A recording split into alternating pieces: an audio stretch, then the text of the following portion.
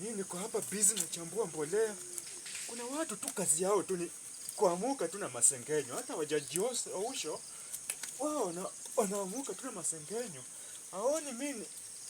Sasa nikivuna tena wataanza kusema ati mara ni choteko kama hindi kadogo niende sijui nishiage watoto na wanasumbukana huko nyumbani.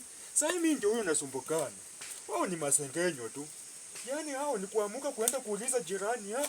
Ati alimaliza akakuambia aje. Sasa akimaliza akikuambia si yeye amemaliza. Sasa ati amemaliza akikuambia aje. Hiyo ni kuuliza nini jirani?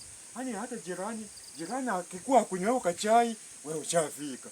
Kachai tu kadogo hata akunywa tu kachai kake akisikia vizuri na bibi na bwana kwa nyumba wewe ushafika unataka kunywa kachai. Yaani unajidanganisha kwa masengenyo. Wafikiri watu ni wajinga bwana. Mimi acha tu mimi niunde mali yangu. Mungu unajua Mungu huwa anabariki ule mtu anajituma. Lakini ule mtu mzembe Mungu hawezi kubariki.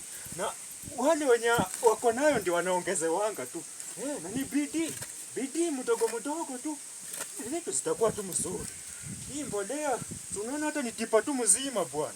Na nimetengeneza tu mwenyewe na niko na ng'ombe kamoja. Hata usidhani niko na mang'ombe 1000 yenye utadhani ni ng'ombe mingi. Niko na ng'ombe tu kamoja kama nipea hii mbolea.